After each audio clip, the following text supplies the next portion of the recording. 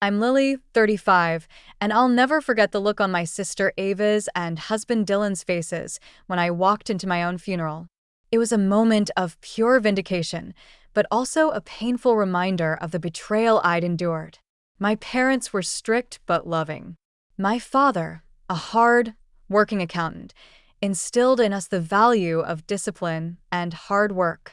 My mother, a schoolteacher, emphasized kindness and education. They left us a small inheritance when they passed away in a boating accident when I was 22 and Ava was 25. Ava was always the reserved one, cautious and careful with her decisions. I, on the other hand, was a bit of a free spirit. I used my share of the inheritance to start a software development firm. Within a few years, it grew beyond my wildest dreams, and I was featured in Tech Today as one of the top 40 under 40 tech entrepreneurs. Ava, however, invested in a coffee shop. Unfortunately, due to a poor location and tough competition, it failed within a year. She had to take up a low-paying job in customer service, struggling to make ends meet. I offered to help her out multiple times, but she was too proud, always insisting that she'd figure it out on her own. Looking back, I should have noticed the resentment building in her eyes every time I talked about a new project or a big client. Then, Dylan entered my life at a tech summit. He was a financial analyst working for some of the big investors there.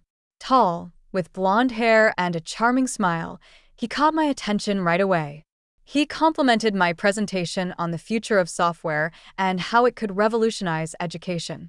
Our connection was instant. We moved in together after 2 months and got engaged within 6. At our wedding, Ava was my bridesmaid, smiling brightly in the photos that would later be displayed at my so-called funeral. What I didn't know was that Dylan was in deep financial trouble. He had made some bad investment decisions that were about to catch up with him. When we combined our finances, I found out he had a large amount of debt. But he convinced me it was just a temporary setback from his latest business venture. I believed him blindly. There were signs, though. Ava and Dylan seemed to have an uncanny connection from the start. They would laugh at inside jokes and finish each other's sentences. One day, I came home early from a business trip and overheard them in the living room. They stopped talking abruptly when I walked in and said they were planning a surprise party for me. Even though my birthday was months away, I wanted to believe them. A few weeks later, I mentioned to them that my company's annual retreat in Alaska would include helicopter tours of the glaciers. Ava immediately showed interest, and Dylan encouraged her to join. That week, Dylan also brought up the idea of getting additional life insurance. He said it was to protect my business in case something happened to me. I agreed without much thought, and a $6 million policy was taken out, with Dylan as the primary beneficiary and Ava as the secondary.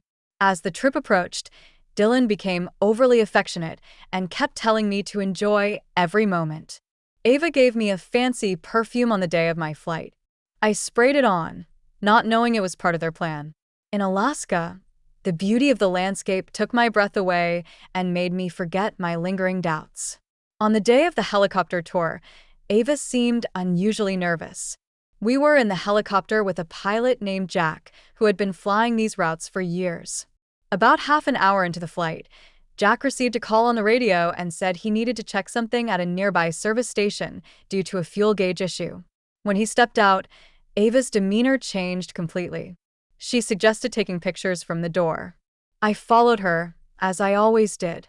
Then, without any warning, she pushed me out of the helicopter. I remember her cold, calculating eyes as I fell. I crashed through the trees, breaking my leg and suffering multiple cuts and bruises. When I came to, I was in excruciating pain, both physically and emotionally. I knew then that Ava and Dylan had plotted my death for the insurance money. But I made a decision right there in the wilderness. I would survive. I used my torn clothes and branches to make a splint for my broken leg. I created a shelter under a fallen log and used my silk scarf to collect water. Over the next few days, I fought fever, infection, and hypothermia. I used my diamond earrings to signal for help and to make tools. On the 4th day, I heard hikers nearby.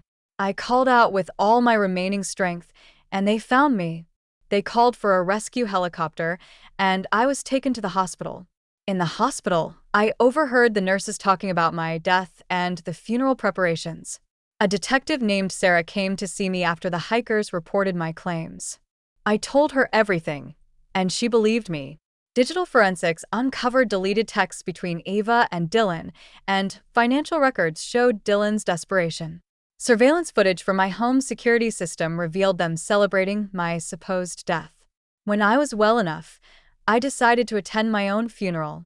Disguised as a distant cousin, I watched Ava and Dylan give their fake eulogies. It was sickening to hear them lie so convincingly. When I finally revealed myself, their shock was palpable. The trial that followed was long and difficult. Ava and Dylan tried to shift the blame onto each other. But in the end, the evidence was overwhelming. Ava was sentenced to 26 years and Dylan to 29 years in prison due to his financial crimes. After the trial, I focused on rebuilding my life. My company had faced some setbacks during my absence, but I reframed my story as one of resilience. I gave an interview to a leading tech magazine, highlighting the problem-solving skills that had saved my life in the wilderness and how they would drive my company forward. The interview helped regain the trust of our clients. 6 months later, I established the Wilderness Resilience Foundation, using part of my returned life insurance money. It aims to provide survival training to the public and support survivors of betrayal. I also started dating again more cautiously. I met a graphic designer named Leo through the foundation. He respects my past and sees it as part of who I am. 2 years after the incident, I gave a speech at a survivors conference. I talked about how trauma changes us, but also gives us the opportunity to grow. I'm no longer the naive woman who boarded that helicopter. I've learned to trust more carefully and to value the real connections in my life. Have you ever experienced betrayal? How did you overcome it? Share your stories in the comments below. Remember, even the darkest moments can lead to new beginnings.